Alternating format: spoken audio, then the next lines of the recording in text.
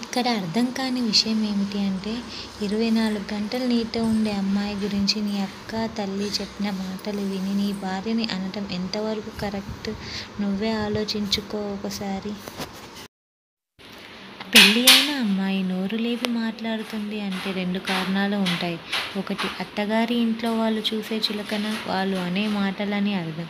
2 అత్త ఆడబిడ్డలు నీ భార్యని కావాలని ఒక మాట అంటున్నారని తెలిసి నువ్వు మాట్లాడకపోవటం వల్ల ఆ అమ్మాయి తన నోరు తెరిచి మాట్లాడాల్సి వస్తుంది.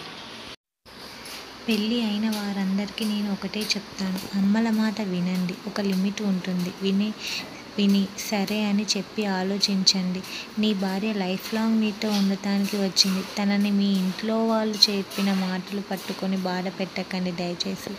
నేను ఇది ఫేస్ చేసి చేస్తున్న వీడియో అండి.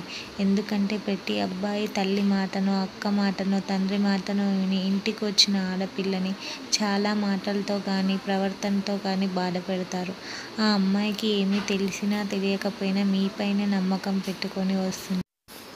ఆడపిల్ల మీ ఇంటికి వచ్చిందంటే మీ ఇంట్లో వాళ్ళనో, మీ ఆస్తినో చూసి కాదండి, మిమ్మల్ని చూసి వస్తుంది. మీరే ఒక ధైర్యం వాళ్ళకి. సో ఆలోచించండి ఇక నుంచి. ఈ వీడియో కనుక మీకు నచ్చినట్లయితే ప్లీజ్ సబ్స్క్రైబ్ చేసుకోండి, లైక్ చేయండి, షేర్ చేయండి. Thank you so much.